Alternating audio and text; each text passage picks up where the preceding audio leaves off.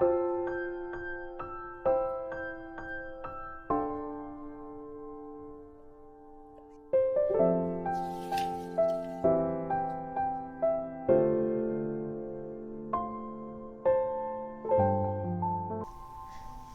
21일) 오늘의 하이라이트 본문은 에스더 3에서 5장입니다. 3장. 이런 일들이 있은 지 얼마 뒤에 아하수에로 왕은 아각 사람 함므다다의 아들 하만을 등용하여 큰 벼슬을 주고 다른 대신들보다 더 높은 자리에 앉혔다.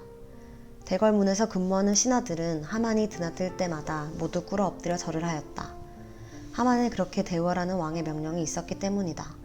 그러나 모르드게는 무릎을 꿇지도 않고 절을 하지도 않았다. 모르드게가 그렇게 하니 대궐문에서 근무하는 왕의 신하들이 모르드게를 나무랐다. 어찌하여 왕의 명령을 지키지 않소? 그들이 날마다 모르드게를 타일렀으나 모르드게는 그들의 말을 듣지 않았다. 마침내 그들은 하만에게 이런 사실을 알렸다. 그들은 모르드게가 스스로 유다 사람이라고 말한 적이 있으므로 그의 그런 행동이 언제까지 용납될 수 있는지 두고 볼 셈이었다.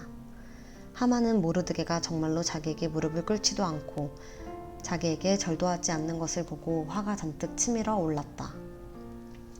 더욱이 모르드게가 어느 민족인지를 알고서는 하만은 모르드게 한 사람만을 죽이는 것은 너무 가볍다고 생각하였다. 하만은 아하수에로가 다스리는 온 나라에서 모르드게와 같은 결의인 유다 사람들을 모두 없앨 방법을 찾았다. 아하수에로 왕 12년 첫째 달 니산월이다. 사람들은 유다 사람들을 어느 달 어느 날에 죽일지 그 날을 받으려고 하만이 보는 앞에서 주사위의 일종인 부르를 던졌다. 주사위가 12째 달인 아달월 13일에 떨어졌다. 하만은 아하수에로 왕에게 말하였다. 임금님께서 다스리시는 왕국의 여러 지방에 널리 흩어져 사는 민족이 하나 있는데 그들은 자기들끼리만 모여서 삽니다. 그들의 법은 다른 어떤 백성들의 법과도 다릅니다. 더욱이 그들은 임금님의 법도 지키지 않습니다.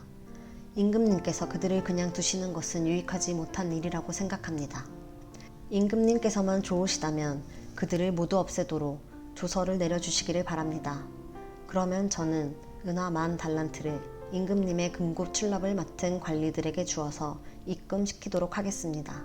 그러자 왕은 자기 손가락에 끼고 있는 인장반지를 빼서 아각 사람 함므다다의 아들인 유다 사람의 원수 하만에게 맡겼다. 왕이 하만에게 일렀다.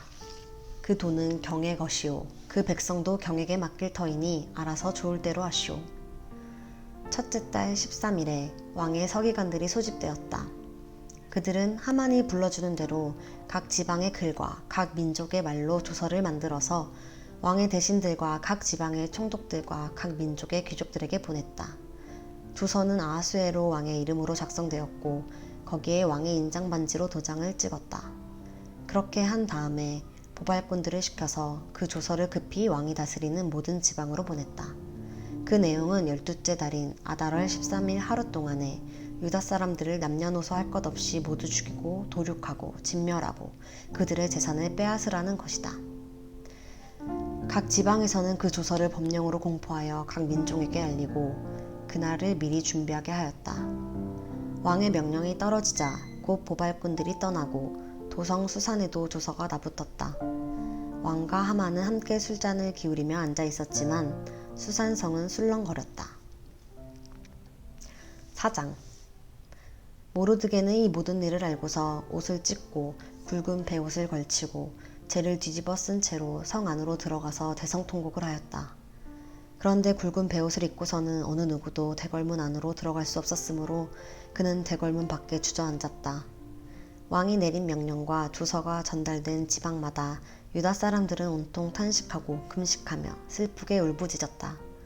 모두들 굵은 베옷을 걸치고서 제 위에 누웠다.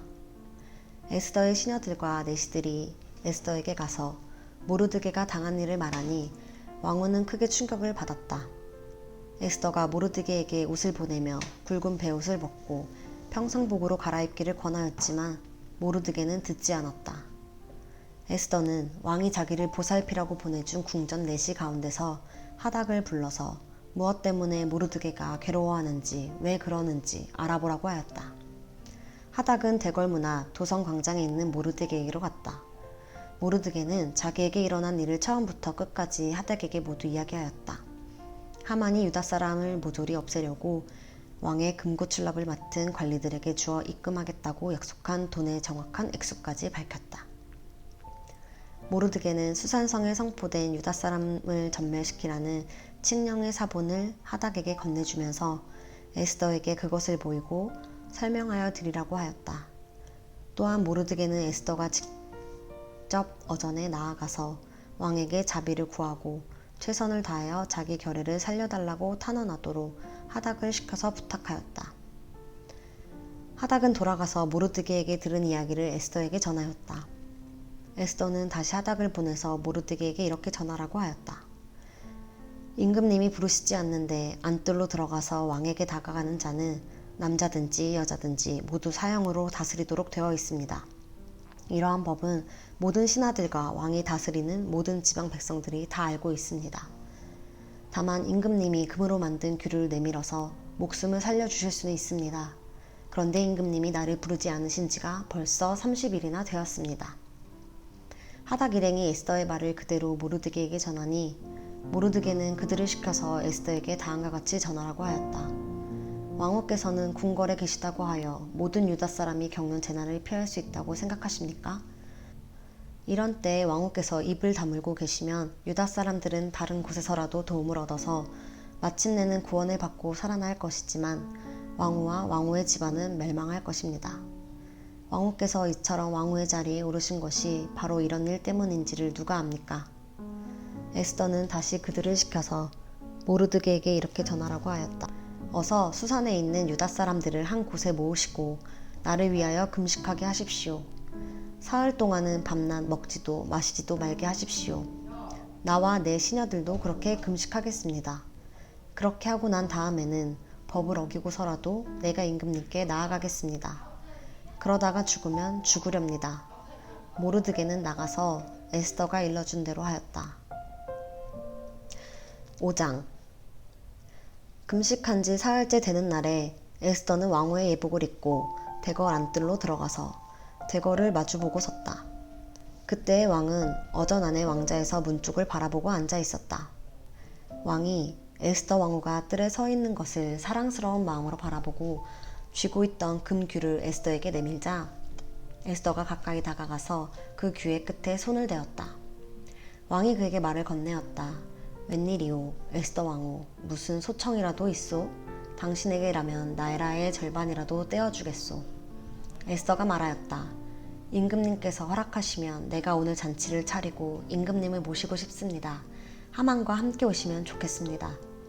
왕은 곧 명령을 내렸다. 에스더의 말대로 하겠다. 곧 하만을 들라 하여라. 왕과 하만은 에스더가 베푼 잔치에 갔다. 함께 술을 마시다가 왕은 또다시 에스더에게 물었다. 당신의 간청이 무엇이오? 내가 들어주겠소. 당신의 소청이면 나라의 절반이라도 떼어주겠소. 에스더가 대답하였다. 내가 드릴 간구와 소청은 별것이 아닙니다. 내가 임금님께 은혜를 입게 되어 임금님께서 기꺼이 나의 간청을 들어주시고 나의 소청을 받아주시겠다면 나는 내일도 잔치를 차리고 두 분을 모시고 싶습니다. 임금님께서는 하만과 함께 오시기 바랍니다. 그때 임금님의 분부대로 나의 소원을 임금님께 아뢰겠습니다.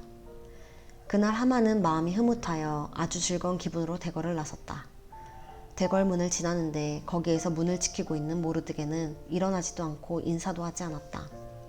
그것을 보고서 하만은 그만 화가 잔뜩 치밀어 올랐지만 꾹 참고 집으로 돌아갔다.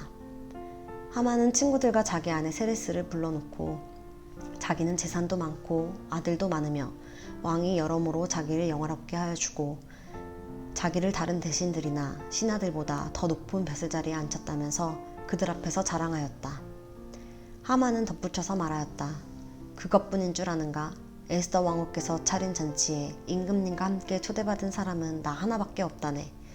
왕후께서는 내일도 임금님과 함께 오라고 나를 초대하셨다네. 그러나 대궐문에서 근무하는 모르드게라는 유다 녀석만 보면 이런 모든 것이 나에게 하나도 만족스럽지 않네. 그의 아내 세레스와 친구들이 하나같이 하만에게 말하였다.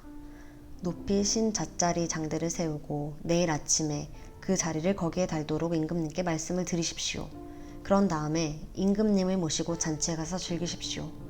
하만은 그것이 참 좋은 생각이라고 여기고 곧 장들을 세우도록 하였다.